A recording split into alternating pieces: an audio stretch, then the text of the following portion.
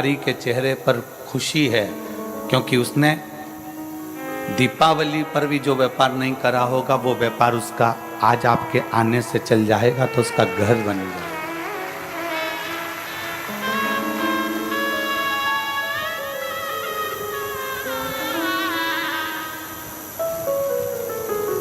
उसकी कृपा अपार है, वो करुणा सागर है,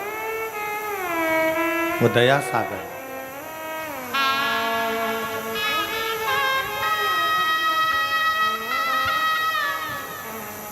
और उसकी कृपा के बिना संसार में पत्ता भी नहीं हिल सकता। हमारे बीच में माननीय मुख्यमंत्री जी की श्री विष्णुदेव सहाय जी की धर्मपत्नी श्रीमती कौशल्या देवी जी सहाय यहाँ पधारी हैं। प्रत्येक कथा में आप जरूर आती हैं, एक बार जोरदार ताली बजाकर स्वागत करिए।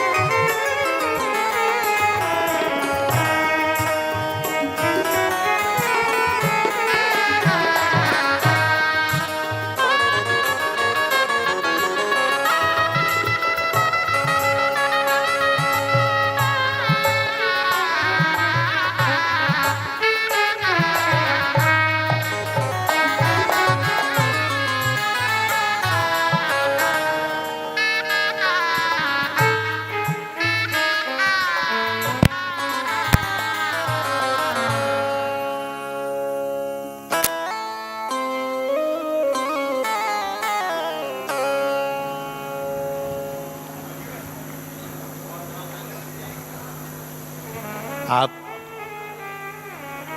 प्रत्येक कथा में आपका आगमन होता है,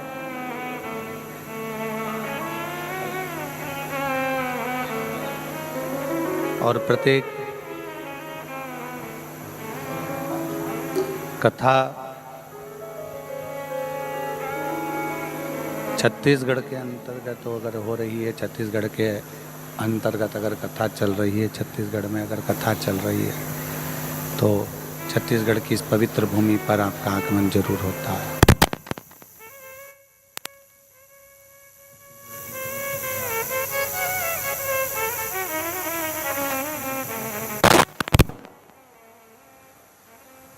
तो माननीय मुख्यमंत्री जी की धर्मपत्नी श्रीमती कौशल्या देवी जी सहाय जी का आगमन जरूर होता है। एक बार जोरदार ताली बजाकर स्वागत, वंदन, अभिनंदन। शिव कृपा, भगवान देवाधिदेव महादेव की करुणा, दया,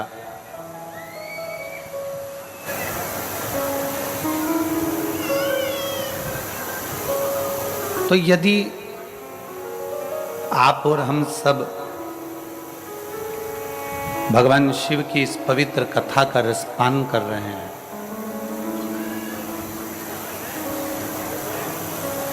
भगवान शंकर की इस पवित्र कथा को श्रवण कर रहे हैं, तो ये निश्चित है कि कहीं ना कहीं हमारे शंकर भगवान, कहीं ना कहीं हमारे देवाधिदेव महादेव की करुणा, कृपा और उनकी उदारता, उनकी दया। और जब तक उसकी कृपा नहीं होती, जब तक उसकी करुणा नहीं होती, तब तक आप और हम भगवान शंकर की कथा में पहुंच भी नहीं सकते हैं। हम पहले भी कहते हैं, आज फिर कहते हैं कि धमतरी जिले के जितने श्रोता भाई बहन यहाँ बैठे हुए हैं या दूसरे प्रदेश से आए हुए शिव भक्त अगर यहाँ बैठे हुए हैं, तो अपने अपने घर जाकर नजर जरूर उतरवा लेना कि शिव ने आप पर कृपा करी जो आप यहां पहुंचे हो। बिना शिव कृपा के कोई नहीं जा पाता, बिना शंकर की करुणा के कौन पहुंच पाता। कि तेरी कृपा बिना ना हिले एक भी अणु, लेते हैं श्वास तेरी कृपा से तनु तनु। बखान क्या करूं मैं राखों के ढेर का, चपटी भभूत में खजाना कुबेर का। हे गंगाधार मुक्ति द्वार ओंकार तू, भोले ओंकार तू। आयो शरण तिहार शंभु तार तार तू। ये उसकी कृपा है, ये उसकी करुणा है, ये उसकी उदारता है, ये उसकी दया है। हम एक बार पहले कथा में कहे थे कि सुखी जीवन के लिए अच्छा घर का होना जरूरी नहीं है।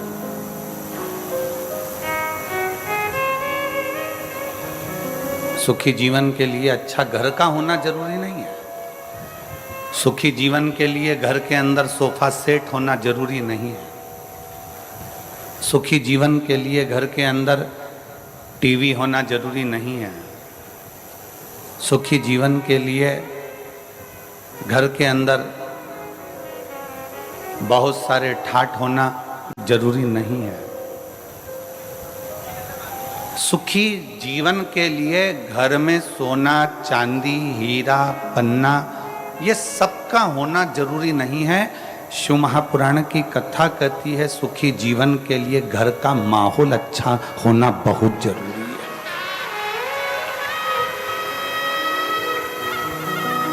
सबसे ज्यादा जरूरी है घर का माहौल,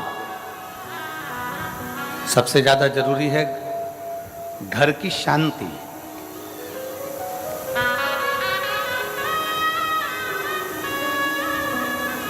हम आपसे पूछें, मेरी जो जीजियां बैठी हुई हैं, मेरे जीजा बैठे हुए हैं, मेरी बेटियां, मेरे बेटे, मेरी माताएं, मेरे भाई बैठे हुए हैं, हम आपसे पूछें एक बात, तुम्हारे घर में धन बहुत है,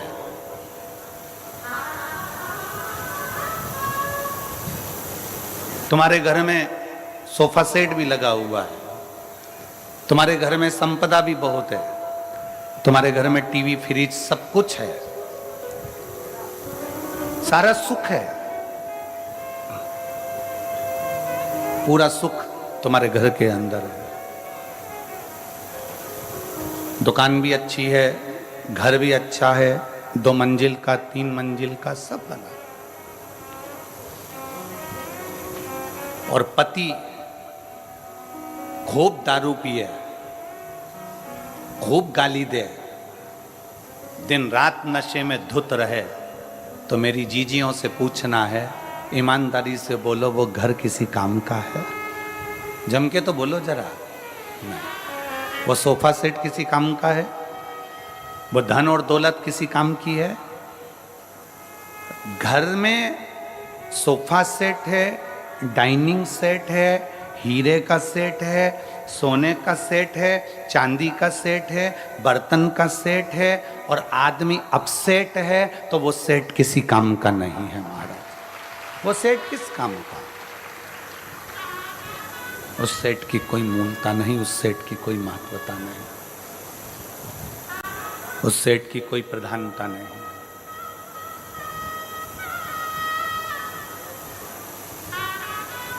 पति नशे में धुत रहे, पति दिन रात नशे में तल्लीन रहे, पति दिन भर नशे में लगा रहे, पति 24 घंटे नशे में डूबा रहे या गलत कार्य करता रहे, तो वो धन किस काम का है? वो संपदा किस काम की है? वो पैसा किस काम का है?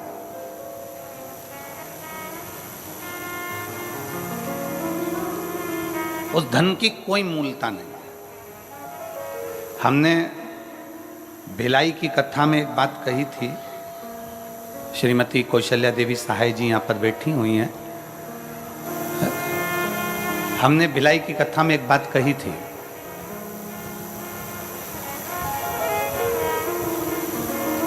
कि भारत की भूमि का कोई ऐसा मुख्यमंत्री नहीं है जिनकी धर्मपत्नी कथा बैठकर सुनती हो। केवल छत्तीसगढ़ शासन के मुख्यमंत्री जी ऐसे हैं जिनकी धर्मपत्नी कथा में बैठती है। और मैं इनको बहुत बहुत धन्यवाद भी देता रहता हूं कि आपको साधुवाद है। और पूरी टीवियां खोलकर देखना, दिन भर कथा आती है, प्रत्येक प्रदेश की आती है, प्रत्येक देश की आती है, पर कहीं पर कोई आपको नहीं मिलेगा। पर शंकर के प्रति जो इनका विश्वास है, दोनों धर्मपत्नी, पति और पत्नी दोनों का, माननीय मुख्यमंत्री जी का भी और माननीय मैडम जी, जो विश्वास शिव के प्रति है,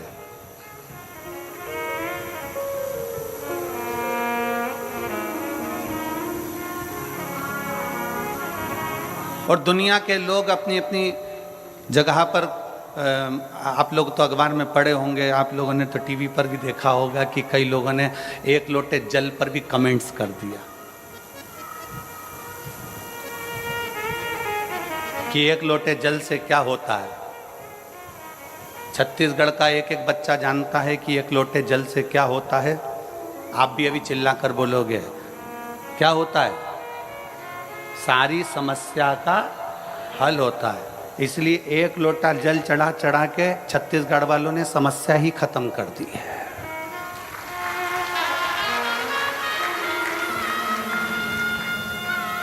छत्तीसगढ़ वालों ने एक लोटा जल चढ़ा चढ़ा के समस्या खत्म कर दी। इसलिए अब लोगों को लग रहा है जगह जगह जाकर कर रहे हैं जल चढ़ाने से क्या होगा, क्या होगा, क्या होगा।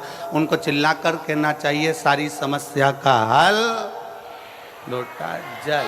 एक लोटा जल चढ़ा इसलिए समस्या पूरी खल्लास,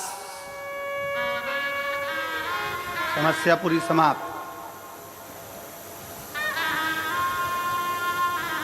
भीतर से शिव भक्ति को जागृत करिए, भीतर से शंकर के प्रति भक्ति को जागृत करिए।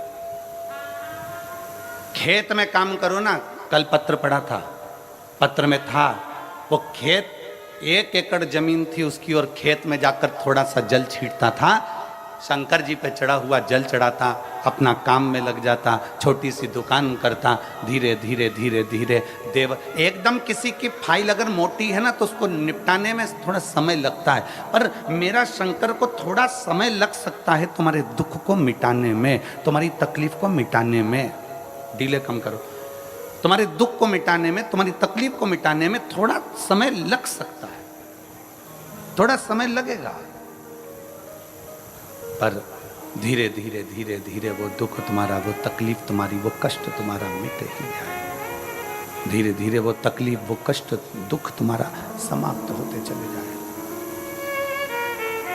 चढ़ाते रहो, शिव के धाम जाते रहो, शंकर के मंदिर जाते रहो, शिव को एक लोटा जल समर्पित करते रहो। क्या मिलेगा, कैसे मिलेगा, कब मिलेगा, ये वो जान सकता है, उसके सिवाय कोई नहीं जानेगा।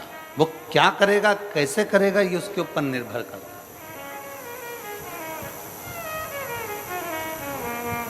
और पतंग उड़े आकाश माने, डोर थारा हाथ मां। पतंग यदि आकाश में उड़ती है तो उड़ाने वाले के हाथ में उसकी डोर रहती है।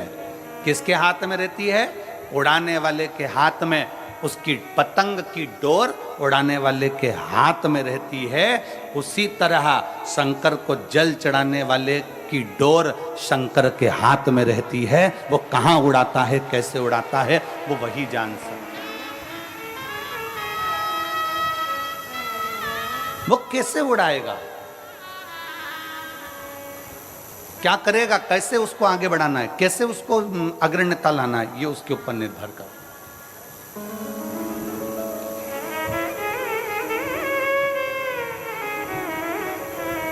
शिव महापुराण की एक बात बड़ी सुंदर है कि कर्म मत छोड़ो, मेहनत मत छोड़ो, कर्म करते रहो, मेहनत करते रहो, खेती करते रहो, दुकान चलाते रहो, नौकरी करते रहो, व्यापार करते रहो, व्यवसाय करते रहो, कर्म करते रहो।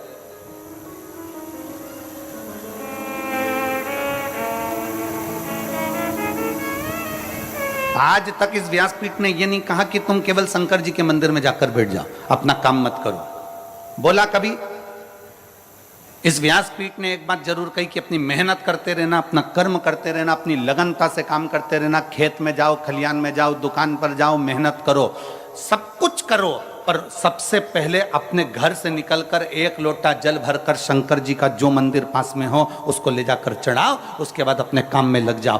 क्यों? क्योंकि तुम जो काम करोगे, मेहनत करोगे, शंकर जी को एक लोटा जल चढ़ाकर अगर करोगे तो शंकर तुम्हारी मेहनत को चार चांद लगा देगा और उसका फल जरूर देगा। मेहनत करो, कर्म करो। ये व्यासपीठ कभी ऐसा नहीं कहती कि कर्म मत करो। भगवान शंकर ने अपने दोनों बेटों से कहा जो पृथ्वी की परिक्रमा कर कर आएगा उसको प्रथम गिनती में गिना जाएगा। अगर शंकर जी चाहते तो अपने बेटे को राज सिंहासन दे देते कि मैं कार्तिकेय को पृथ्वी का अधिपति बनाता हूं, मैं गणेश जी को पृथ्वी का अधिपति बनाता हूं। पर पहले भगवान शंकर पार्वती ने कर्म करवाया कि जाओ परिक्रमा कर कर आओ। पहले मेहनत करो, कर्म करो, और तुम मेहनत करोगे, कर्म करोगे तो सफलता मिलेगी ही, ये निश्चित है। सफलता मिलेगी। और कहीं का महाराज तुमको मिल जाए, कहीं का बाबा जोगी ऐसा मिल जाए कि तुम मेरे पास में आके बैठ जाना, तुम्हें कुछ नहीं करना पड़ेगा और तुम्हें सोने के हंडे मिल जाएंगे, तुम्हें सोने का घड़ा मिल जाएगा, तो सबसे पहले हमें बताना, हम भी चले जाएंगे। दुनिया का कोई महाराज अगर तुमसे कहता है कि मेरे पास आकर बैठ जाओ, दुनिया का कोई बाबा जोगी तुम्हारे पास आकर कह दे कि तुम मेरे पास में आके बैठ जाओ, तुम्हारा दुख में काट दूंगा, तुम्हारा कष्ट में काट दूंगा, तुम्हारी तकलीफ में मिटा दूंगा, तो समझ लेना पक्का झूठ बोल रहा है। क्योंकि व्यक्ति को अपना कर्म जरूर करना पड़ता है, व्यक्ति को अपनी मेहनत जरूर करना पड़ता है।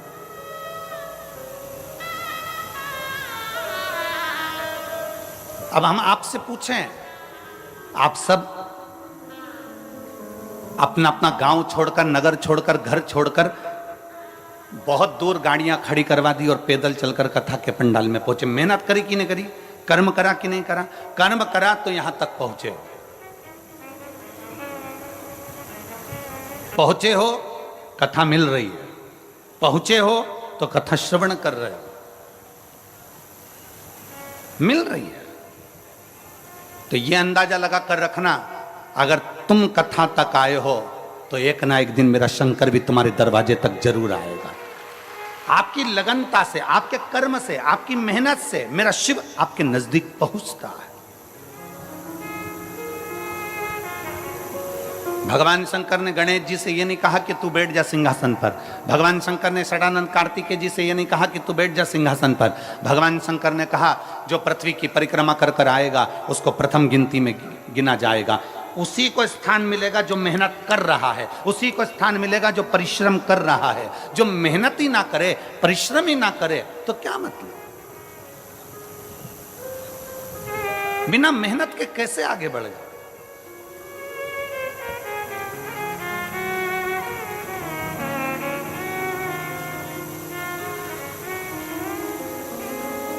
राजा विक्रमादित्य की एक कथा आती है।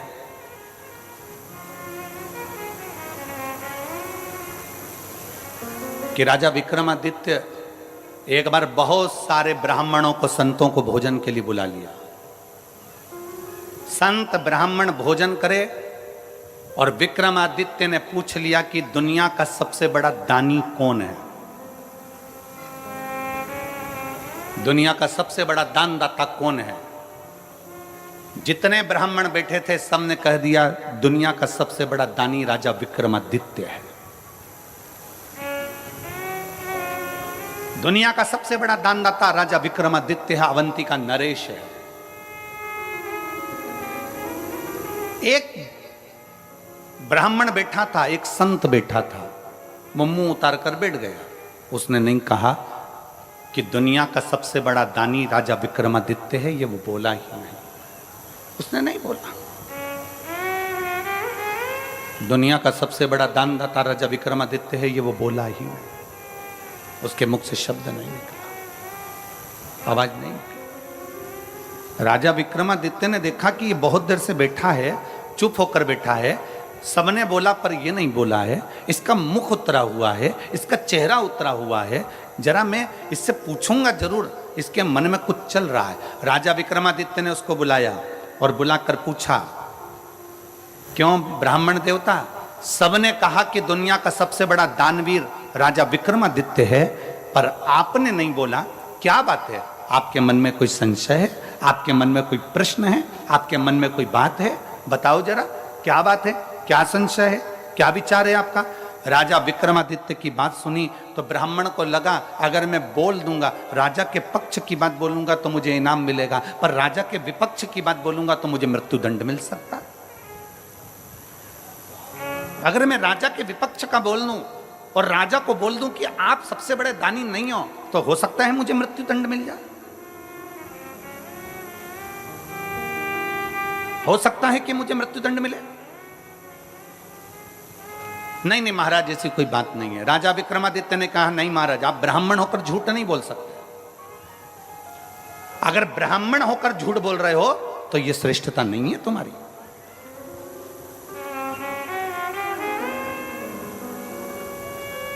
झूठ बोला था गौ माता ने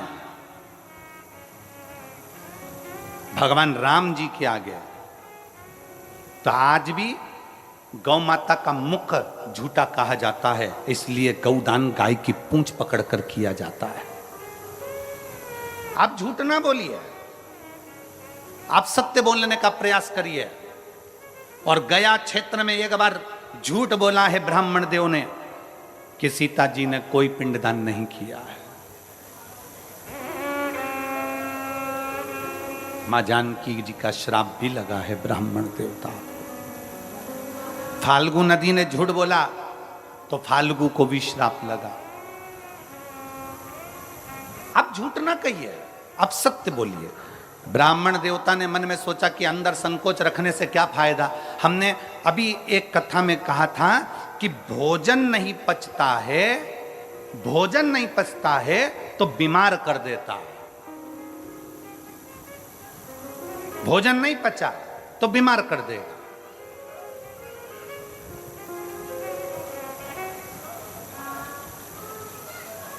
यदि भोजन नहीं पचा तो हमको बीमार कर देगा, और किसी की बात नहीं पची तो चुगलखोर बना देती है। अगर बात नहीं पची और किसी ने कहा तुमसे ऐसा ऐसा ऐसा और बात नहीं पची ना, तो तुम 10 जगह जाकर कहोगे उसने तो मुझे ऐसा कहा था, उसने तो मुझे ऐसा बोल दिया था, उसने तो मुझे ऐसा कर दिया। चुगलखोर तुम्हें तुरंत बना देगा, एक चुटकी के अंदर चुगलखोर बना देगा अगर बात नहीं पची तो।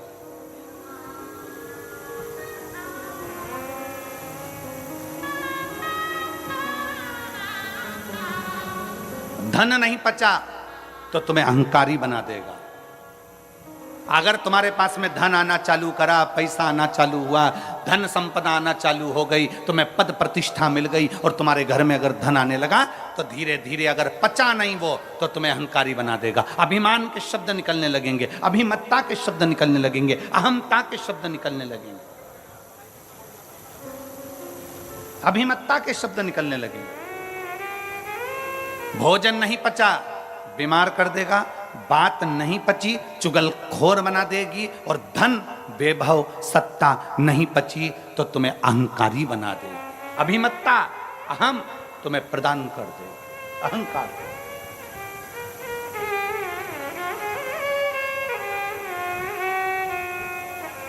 कई बार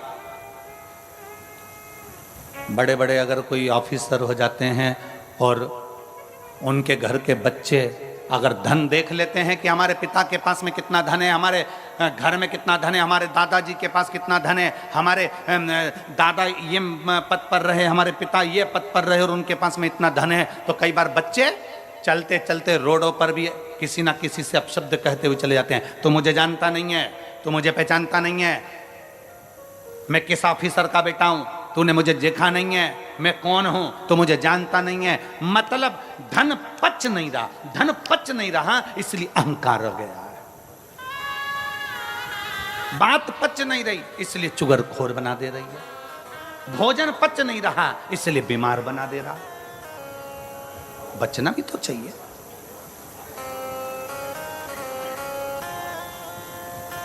भोजन पचेगा तो कभी बीमार नहीं होगे, बात पचेगी तो कभी चुगलखोर नहीं होगे, धन पचेगा तो कभी अहंकारी नहीं होगे। पचाना सीखो, पचाना सीखो। विक्रमादित्य जी के सामने राजा के सामने ब्राह्मण खड़ा, और ब्राह्मण ने पूछ रहे हैं, राजा विक्रमादित्य पूछ रहे हैं, तुम्हारे मन में कोई बात है, जल्दी बोलो, क्या बात है। इतने में उसने कहा, सरकार मैं बोल तो दूंगा, महाराज मैं बता तो दूंगा, पर आप मुझ पर नाराज तो नहीं होगे। राजा विक्रमादित्य ने कहा, मैं नाराज नहीं होऊंगा, तुम बताओ बात क्या है। राजा विक्रमादित्य के सामने ब्राह्मण ने कह दिया, महाराज तुम कहते हो कि दुनिया के सबसे बड़े दानी कौन। सबने कहा कि राजा विक्रमादित्य दुनिया का सबसे बड़ा दानी है, पर मैं कहता हूं राजन, समुद्र के उस पार एक चंद्रायन नाम का राजा रहता है। वो एक दिन में 1 लाख सोने की मुद्रा का दान करता है। एक दिन में जब तक वो 1 लाख सोने की मुद्रा का दान न कर दे, तब तक ना वो अन्न ग्रहण करता है, ना वो पानी पीता है। राजा विक्रमादित्य ने सोचा कि ये ब्राह्मण बोला। राजा विक्रमादित्य ने फूल की माला ब्राह्मण को पिनाई, कहा तुमने हिम्मत तो करी है। जैसे कल वो बेटी ने प्रश्न लिखकर भेजे तो हमको अच्छा लगा, इसलिए हमने उस बेटी को यहाँ बुलाया कि कम से कम बेटी ने हिम्मत तो करी है, बोलने की सामर्थ्यता तो रखी है, लिखने की सामर्थ्यता तो रखी है। केवल सहे जाओ सहे जाओ सहे जाओ वो श्रेष्ठता नहीं है, थोड़ा बोलने की भी दम चाहिए, थोड़ा लिखने की भी सामर्थ्यता चाहिए। कम से कम उस बेटी ने लिखने की सामर्थ्यता तो करी, इसलिए उस बेटी को बुलाकर कल हमने बेलपत्र दी कि तुमने पत्र में प्रश्न अच्छे लिखे। ए गुरुजी,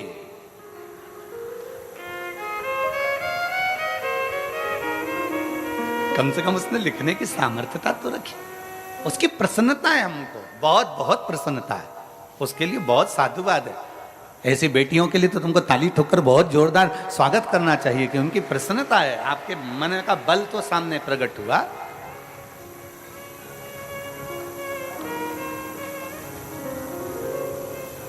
ये भीतर की प्रबलता है उसकी। राजा ने माला मंगवाई, ब्राह्मण के गले में पहनाई कि तुमने बोलने की सामर्थ्यता तो रखी। राजा को रात भर नींद नहीं आई, रात भर, कि ऐसा कौन सा राजा है जो 1 लाख सोने की मुद्रा रोज देता है, उसके बाद भोजन करता है, पानी पीता है, जरा मैं पता तो करूं। राजा ने आधी रात को एक सेवक के कपड़े पहने और राजा समुद्र के पार चला गया। समुद्र के पार जाकर राजा उस राजा चंद्रायन के पास पहुंचा और वहां के द्वारपालों से विनती करी कि मुझे राजा से मिलना है। राजा से मिले, बताया नहीं कि मैं राजा विक्रमादित्य अवंतिका नरेश हूं। जाकर कहा, महाराज मैं अवंतिका नरेश हूं, तो ये नहीं कहा, ये नहीं बोल, कुछ नहीं बोल। जाकर कहा, महाराज मुझे आपके यहां काम की जरूरत है, आप मुझे काम पर रख लेंगे क्या? मुझे यहां काम पर रख लेंगे, मुझे यहां काम दे देंगे आप?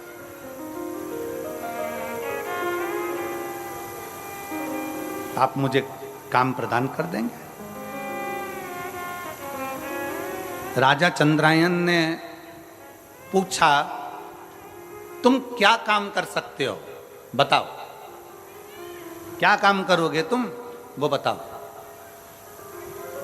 विक्रमादित्य ने कहा, राजा विक्रमादित्य एक सेवक के वेश में खड़े होकर कहते हैं, महाराज जो कोई नहीं कर सकता वो काम में कर सकता, जो कोई ना कर सके।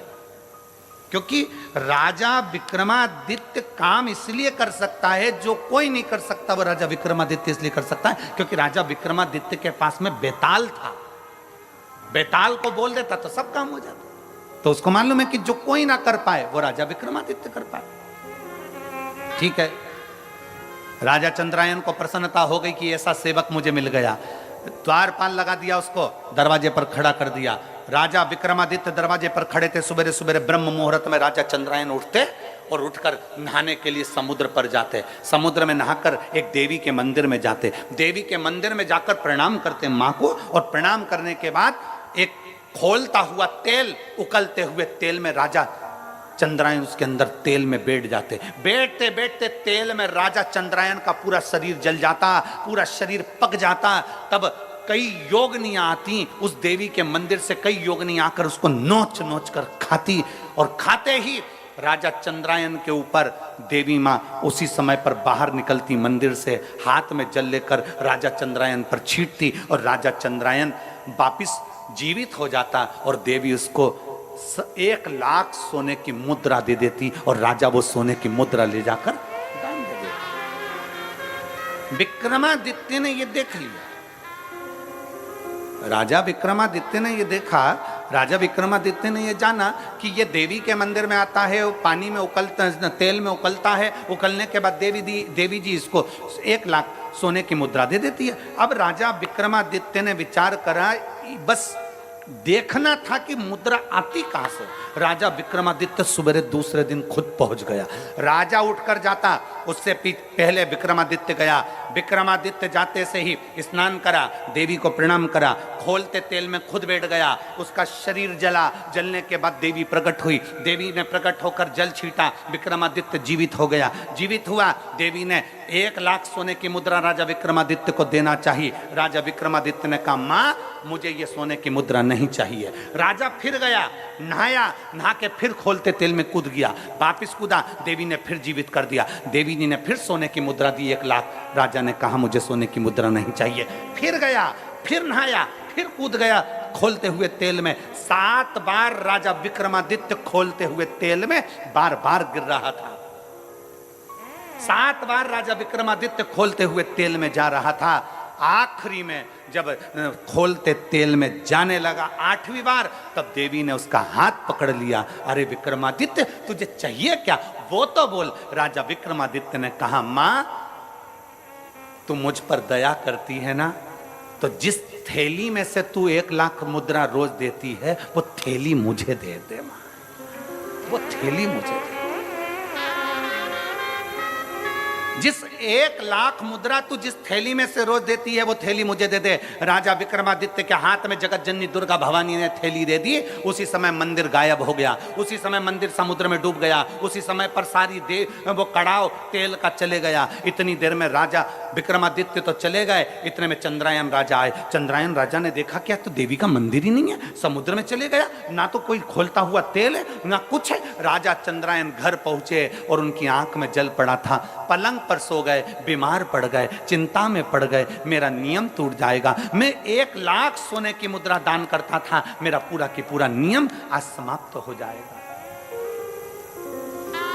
1 लाख सोने की मुद्रा दान करता था, आज मेरा पूरा नियम समाप्त हो जाएगा। पूरा पूरा क्या करूं मैं, क्या करूं, क्या करा जाए, कैसे करा जाए। बीमार पड़ा राजा,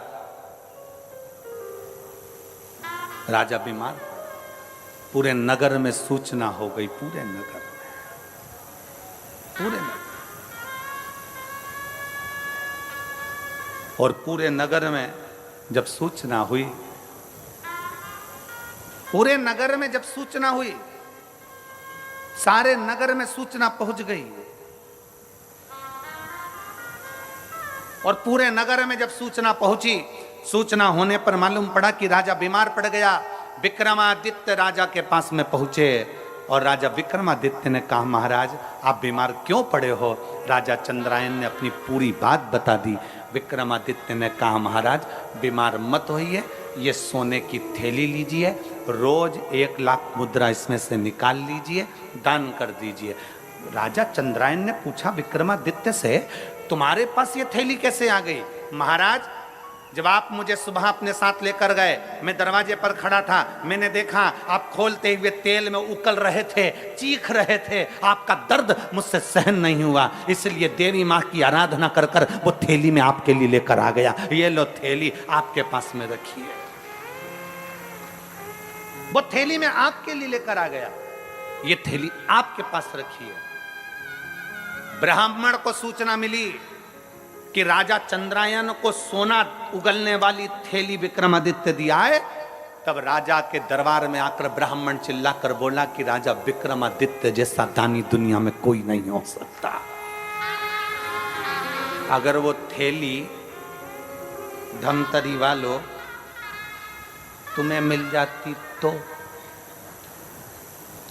संसार के किसी व्यक्ति को वो सोना उगलने वाली, सोना देने वाली, 1 लाख स्वर्ण मुद्रा देने वाली थैली संसार के किसी व्यक्ति को मिल जाती तो कोई उस चंद्रायन राजा को नहीं देता, स्वयं दान करता, स्वयं करता। पर विक्रमादित्य वो दानी थे जो दूसरे का दुख देखा नहीं जाता था। उनको उकलते हुए तेल में देखा, उनको तड़पते हुए देखा, तो राजा विक्रमादित्य ने सोचा ये रोज तेल में उकलेगा, इसलिए मुझे ये देखा नहीं जाएगा, तो सोने की थैली दे दी। अब मत उकलना, ये सोने की मुद्रा तुम दान करते रहो,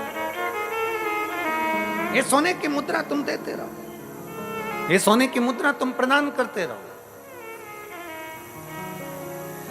दानी वो नहीं है जो बहुत सारा धन दे दे, दानी वो नहीं है जो किसी को वस्त्र दे दे, दानी वो नहीं है जिस किसी को पूंजी दे दे, दानी वो नहीं है जो किसी को स्वर्ण दे दे, दानी वो नहीं है जो बहुत सारा धन दौलत संपदा दे दे।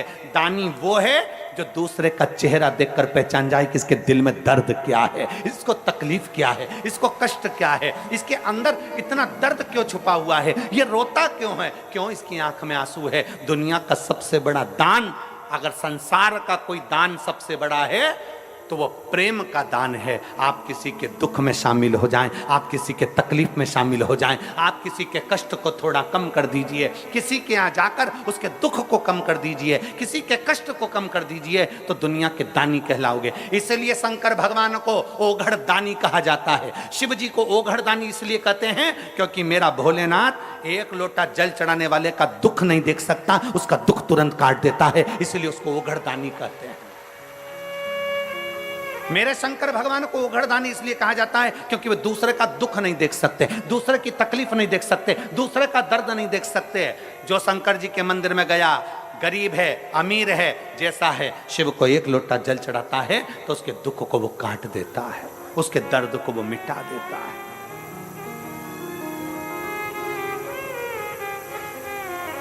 ओघड़दानी है वो, दुनिया का श्रेष्ठ। किसी के जीवन के दुख को समाप्त करना, बस निवेदन एक ही है, अपने कर्म के साथ, अपनी मेहनत के साथ, अपनी लगनता के साथ शंकर के मंदिर में जाइए, अपनी मेहनत के साथ अपनी खेती पर काम करिए, अपनी मेहनत के साथ अपनी दुकान पर काम करिए, अपनी मेहनत के साथ अपनी ड्यूटी करिए, और मेहनत का फल भोलेनाथ देगा, 1 लोटे जल के साथ जरूर देगा। आप उसको जल समर्पित करते रहिए। कई लोग कहते गुरुजी एक पत्र है, देखिए,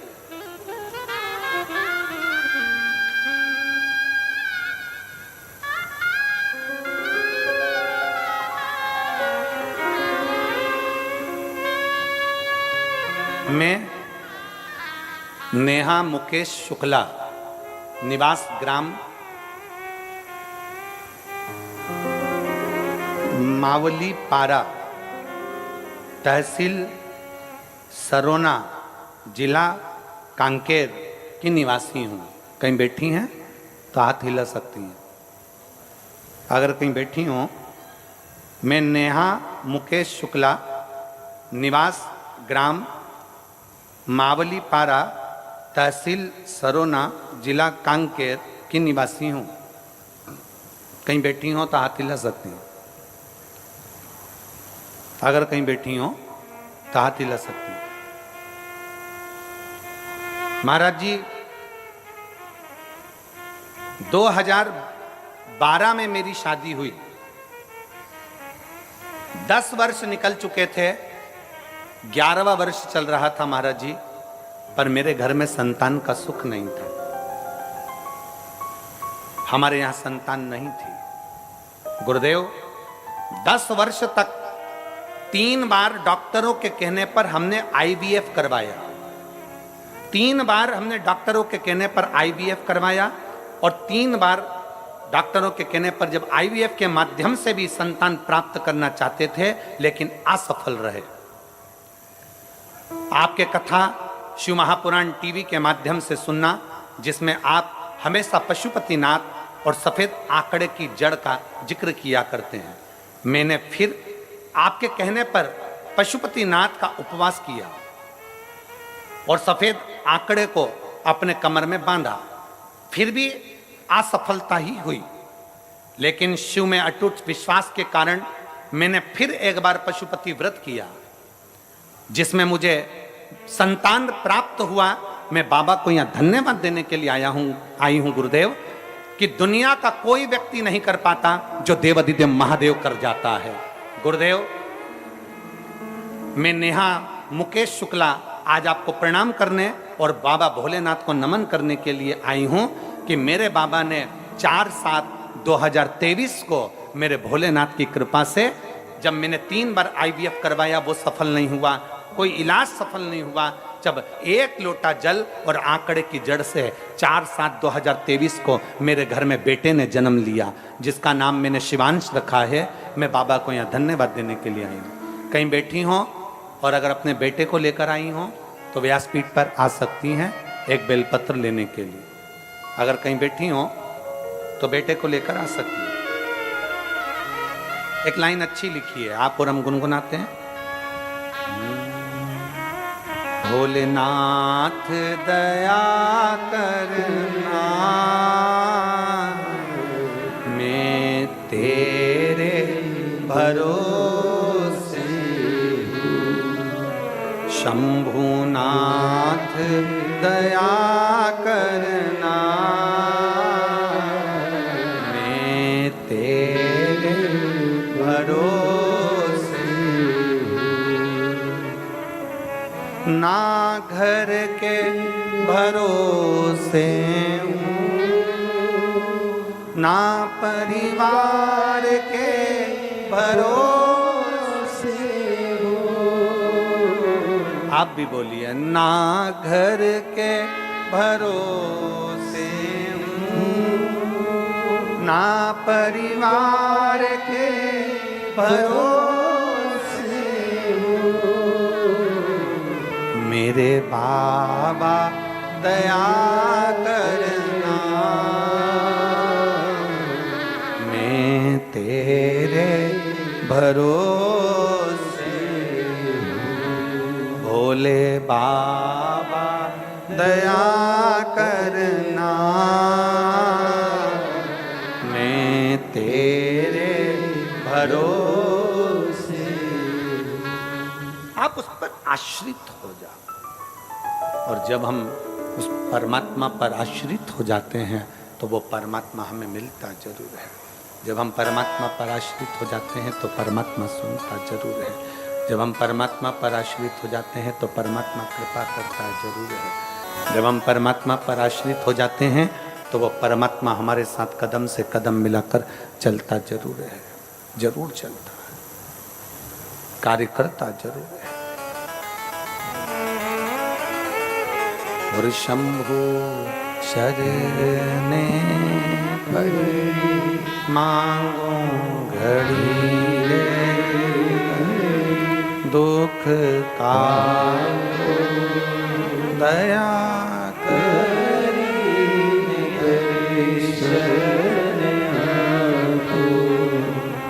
कृपा क्यों ना करे।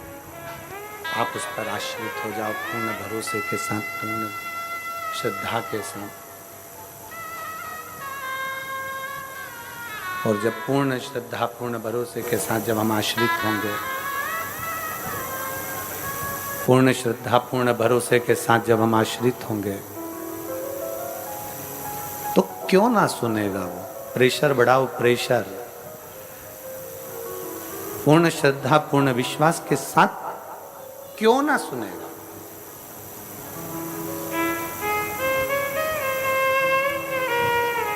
एक विश्वास अपने भीतर जागृत करिए, एक भरोसा अपने भीतर जागृत करिए, एक दृढ़ता अपने भीतर जागृत करिए। कर्म करने में पीछे ना हटिए, मेहनत करने में पीछे ना हटिए।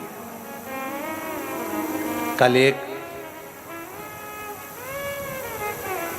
बेटी से मिलना हुआ, प्रसाद बना रही थी, वो अपने माता वगैरह के साथ आई थी। हमने पूछा पढ़ाई कर रही हो? गुरुदेव, एक बार मैंने प्रयास करा कंपटीशन एग्जाम का, 2 बार प्रयास किया, फिर मैंने छोड़ दिया, अब मैं एग्जाम वगैरह नहीं दे रहा। मैंने कहा ठीक है। हमने कहा चाय पीती हो?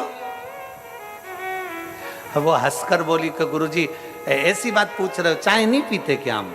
हमने कहा चाय पीती हो? कहाँ? हमने कहा एक आध बार तुम्हारी जीवान जली है? कहा गुरुजी एक आध बार, कम से कम कई बार हमारी जीवान जल गई चाय से। तो हमने कहा चाय पीना छोड़ दी? तो क्या कोई चाय पीना छोड़ते हैं क्या? हमने कहा जब चाय से जीवान जल रही है तो भी तुम चाय पी रहे हो, तो एक आध 2 बार अगर कंपटीशन एग्जाम में फेल भी हो गए तो फिर मेहनत करो, एक दिन सफलता तुम्हारे हाथ लगेगी जरूर।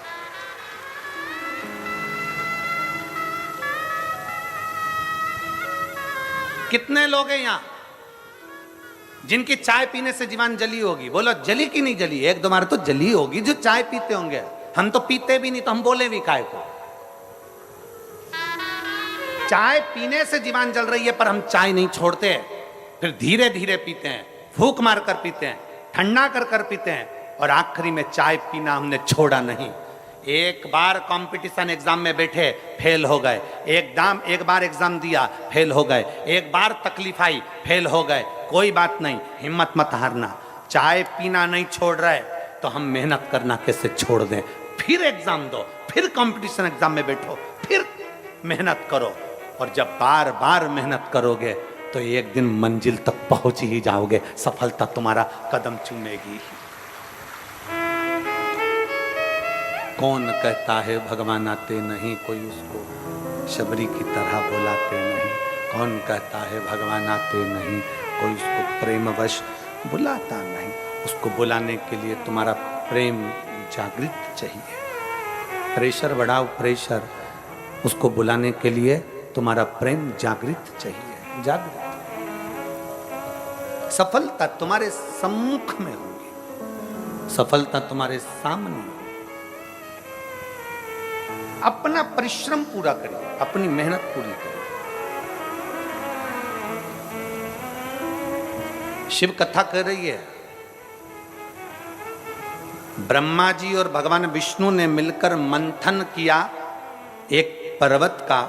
उस पर्वत में से खंभ प्रकट हुआ अग्नि का। उस अग्नि के खंभ में भगवान शंकर के शिवलिंग की आकृति प्रकट हुई।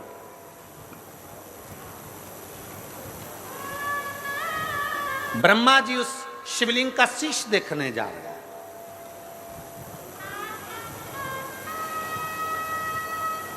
भगवान नारायण उसका चरण देखने जा रहे हैं। ब्रह्मा जी शीश देखने जा रहे हैं, नारायण चरण देखने जा रहे हैं। नारायण को चरण नहीं मिले, वापिस आ गए। ब्रह्मा जी ऊपर जाते जाते गौ माता को ले आए, केतकी के पुष्प को ले आए, केतकी का पुष्प लेकर आ गए। केतकी का पुष्प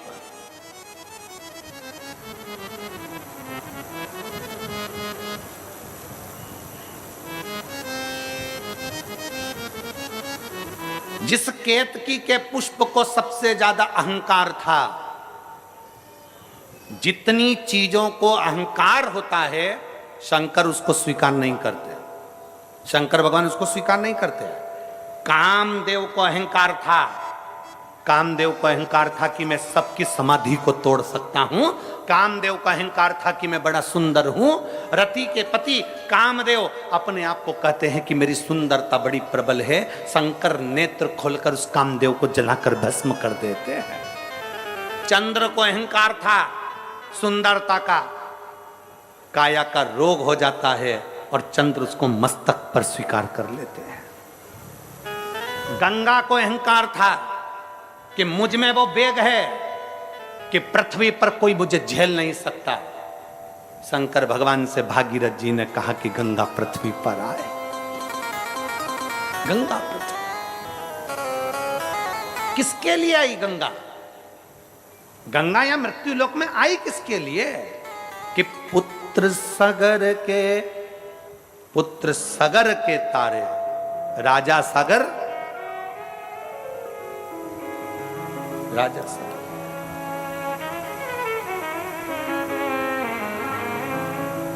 राजा सगर की दो धर्म पत्नी, एक पत्नी से एक पुत्र और दूसरी पत्नी से 60,000 पुत्र।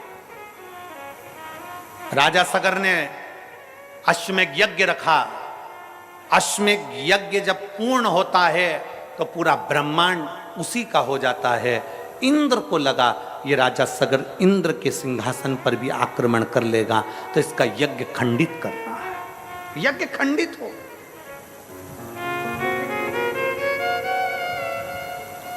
आपकी अगर कोई प्रतिज्ञा होती है ना, उस प्रतिज्ञा को अगर कोई खंडित करता है तो समझ लो कि खुद देवता आगे रहकर खंडित करवा रहे हैं, कहीं ये उस लेवल तक ना पहुंच जाए। इस जैसे इस बेटी ने लिखा, इस बेटी ने लिखा कि गुरुदेव मैंने एक बार पशुपतिनाथ का व्रत किया, एक बार सफेद आंकड़े की जड़ को बांधा, एक बार मैंने सफेद आंकड़े की जड़ का प्रयोग करा, मेरा नहीं हुआ, गर्भ नहीं ठहरा। 10 साल तक जब गर्भ नहीं ठहरा, मैंने दूसरी बार फिर पशुपति व्रत करा। अर्थात आप जब कोई चीज पाना चाहते हो, आप कुछ अच्छा करना चाहते हो, तो भगवान भी आपकी बहुत परीक्षा लेता है। एक बार पशुपति व्रत करा नहीं हुआ, 2 बार पशुपति व्रत करा नहीं हुआ, एक बार सफेद आंकड़े की जड़ बांधी, उतने में हताश हो गए कि हमने तो एक बार बांध के देख ली, हमने 2 बार बांध के देख ली, हमारा तो गर्भ ही नहीं ठहरा, हमने तो सियोर वाले महाराज की कथा 3-4 बार सुन के देख ली, हमारा तो गर्भ ही नहीं ठहरा, हमारा तो ये काम नहीं हुआ, हमारा तो वो काम नहीं हुआ। कभी कभी विचार करो, हिम्मत नहीं हारना है, प्रयास करते रहना है। एक बार अगर सफेद आंकड़े की जड़ बांधी है, दूसरी बार फिर बांधो, तीसरी बार फिर बांधो, थोड़ी थोड़ी महीने 2 महीने में प्रयास करते रहो, देगा वो।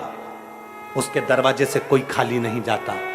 यहां इतने बैठे हो ना, 3 महीने के अंदर मेरा बाबा देवाधिदेव महादेव तुम्हारी झोली में क्या डालेगा ये वही जान सकता है। क्या प्रदान करेगा ये उसके ऊपर निर्भर करता है। एक पत्र देखिए,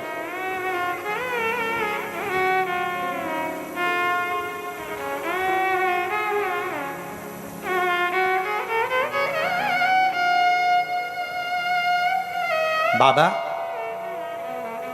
मेरा नाम लक्ष्मी यादव है, पति श्री कन्हैया यादव, ग्राम देव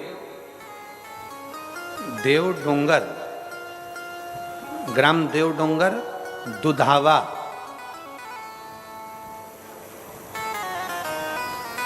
सामतरा, सरोना तहसील सरोना, जिला कांकेर, छत्तीसगढ़ के रहने वाली हैं। कहीं बैठी हो तो हाथ हिला सकती हैं। आप ही हैं, ऐसा हाथ हिला देगा। श्री शिवाय नमस्तुभ्यं। बच्चा आया है साथ में, क्लोज करिए जरा कैमरा। हाँ ठीक है, ले आइए, आ जाओ, ले आओ। सरोना जिला कांकेर, छत्तीसगढ़ की रहने वाली हूँ गुरुदेव। मैं पशुपतिनाथ के व्रत का क्या वर्णन करूँ गुरुदेव। शादी के बाद कई साल निकल गए पर हमारे घर में बच्चा नहीं हुआ गुरुदेव। हमारे को कई लोग कुछ ना कुछ कहते रहते थे। मेरी घर के, चाहे मेरी चाची हो, चाहे मेरे घर के लोग हों, सब मुझसे कहते थे तू इतना पूजन पाठ करती है तो भी तू बांझ की बांझी है, तेरे घर में औलाद तक नहीं है। क्या फायदा ऐसी पूजन करने से गुरुदेव। हम लोग जिस क्षेत्र में रहते हैं ना गुरुदेव, दुनिया के लोग कहते हैं कि पूजन से क्या फायदा होता है, लोग ऐसा बता बता कर दूसरे धर्म की ओर ले जाते हैं। गुरुदेव हमारे रिश्तेदार हमसे कहते थे तू इतनी पूजन करती है कौन सा फायदा, कथा सुनती है कौन सा फायदा, तेरे यहां औलाद नहीं हो सकती। कई साल निकल गए थे गुरुदेव, तब सारे रिश्तेदार ताना देते थे पूजन करना छोड़ दे, भगवान को भजना छोड़ दे। तब आपकी कथा पहली बार टीवी पर सुनी गुरुदेव और उस कथा को दिल से लगा लिया तब से मैंने विचार कर लिया कि मेरा बाबा अब तो सुनेगा जरूर। आसन लगा के टीवी के सामने कथा सुनती, बाबा से प्रार्थना करती, सफेद आंकड़े की जड़ का प्रयोग किया, पशुपतिनाथ का व्रत किया और 3 महीने में मेरा गर्भ ठहर गया और बाबा की कृपा से मेरे को संतान की प्राप्ति हो गई। मैं बाबा को यहाँ धन्यवाद देने के लिए आया हूं।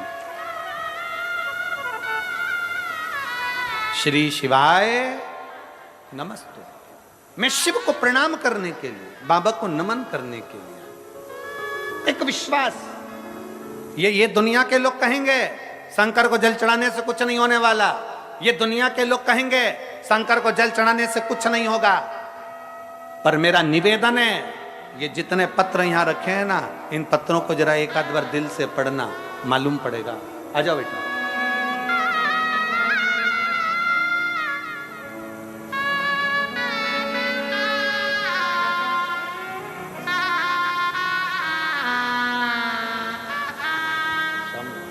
बधाई हो बेटा, बहुत बहुत।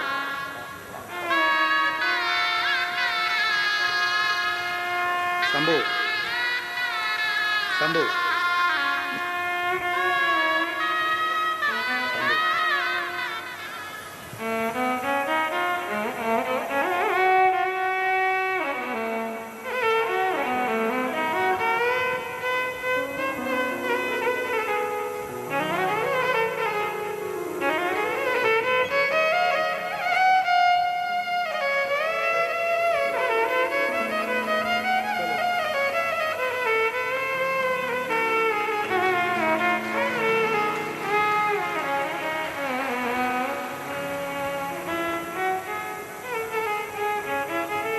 एक विश्वास अपने भीतर प्रकट किया। पत्र में उसने लिखा कि रिश्तेदार कहते हैं पूजन करना छोड़ दो, रिश्तेदार कहते हैं मंदिर जाना छोड़ दो, क्यों जाते? हमारा निवेदन है संपूर्ण इस वनवासी क्षेत्र के, धमतरी जिले के संपूर्ण क्षेत्रवासियों से निवेदन है, जो शंकर के मंदिर जाता रहता है, शंकर के शिवलिंग पर 1 लोटा जल चढ़ाता रहता है, एक ना एक दिन बाबा उसका हाथ पकड़कर उसको मंजिल तक पहुंचा जरूर देगा।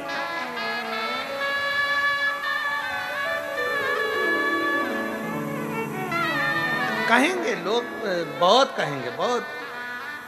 अब तो दुनिया के लोग अब तो बड़े बड़े जो चले गए ना, बड़े बड़े पद पर बैठे थे, अब जिनके नाम के आगे भूत लग गया, उनको भी तकलीफ हो रही। 1 लोटा जल से क्या होगा?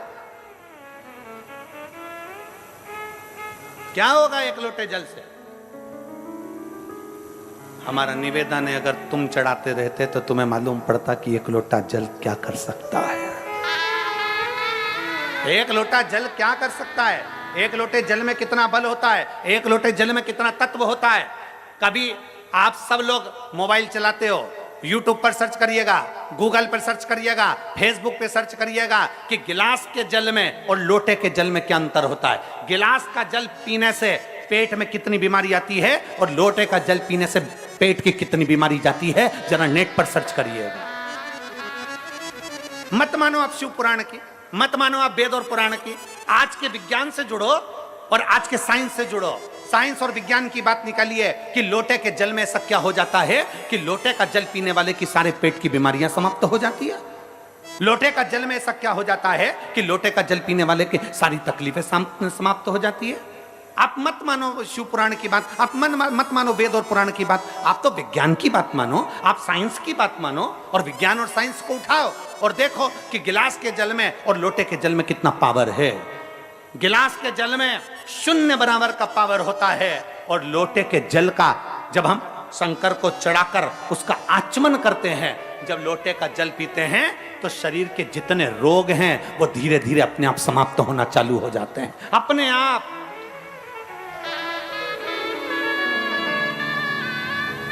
आजकल वैज्ञानिक का युग है, साइंस का युग है, तो निकालो ना अपना अपना मोबाइल खोलो और खोल कर देख लो, गूगल में सर्च करो, फेसबुक पे सर्च करो, निकालो उसमें कि लोटे के जल से होता क्या है, गिलास के जल से होता क्या है, गिलास का जल क्यों नहीं पीना चाहिए। शंकर भगवान को जब लोटे का जल चढ़ता है तो उसका आचमन करने से हमारी कितनी बीमारियां चली जाती है। पेट का ऐसा कौन सा रोग है, क्यों कहते हैं हम